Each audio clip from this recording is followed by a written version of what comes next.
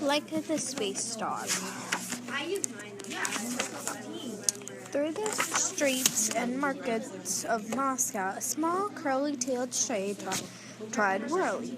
Every day, little Laika rummaged for food and refuge for the night. It was late summer 1956. The Soviet Union prepared to launch Sputnik, the world's first satellite, into orbit, but street dogs like Laika knew nothing of outer space. What Laika wanted was food. When a quiet man approached her, the little dog eyed him carefully. He held out a morsel of food in one hand, but what was it in the other hand? Was this a friend? Laika crept toward the tree. She could almost reach the meat. Then whoosh went the dog catcher's net. Like a yit, she struggled to get free, but it was no use. She was caught. In a rumbling truck, the dog catcher brought Laika to the Institute of Aviation Medicine. This laboratory housed street dogs to be used in scientific tests and missions. While lab dogs were given food and shelter, they lost all freedom. A hard road lay ahead for Laika. Life as a lab dog was difficult. Machines tested how Laika handled extreme speed, pressure, vibration, and noise. Sometimes she was held in a tiny cage for days at a time. She learned to live in a very small space. Dr. Oleg Gazenko and the trainers at the institute liked Laika. She stayed calm and always did what they asked. The trainers called her Kadrivka, which is Russia for little curly. She was nicknamed Mimlochik, Little Lemon, and Zupchika, Little Bug. Soon Laika became one of 3 dogs considered for a special new mission. A second Soviet satellite, Sputnik 2, would be launched in less than a month, and this time there would be a dog on board. While Laika was finishing her training, Sputnik 2 was quickly being built.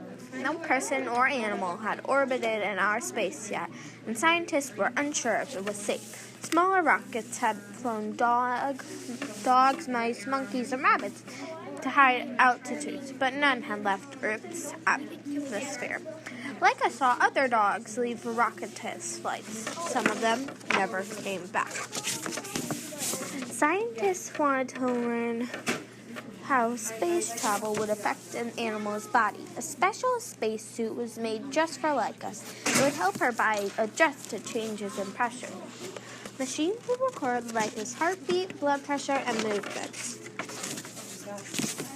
In late October, Sputnik 2 was almost right. A small cabin would be attached below the new satellite. It was just big enough for a small dog to sit, stand, and move around a little. A machine was added to dispense food. On October 25, 1957, a radio report informed the world of Laika's daring mission. Laika had been chosen to travel to outer space in Sputnik 2. Soviet audiences listened as Laika barked into the microphone. On October 31st, 1957, Dr.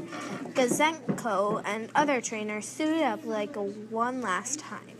Her handlers said a teary goodbye and wished their little curly the best of luck. Strapped in her tiny cabin,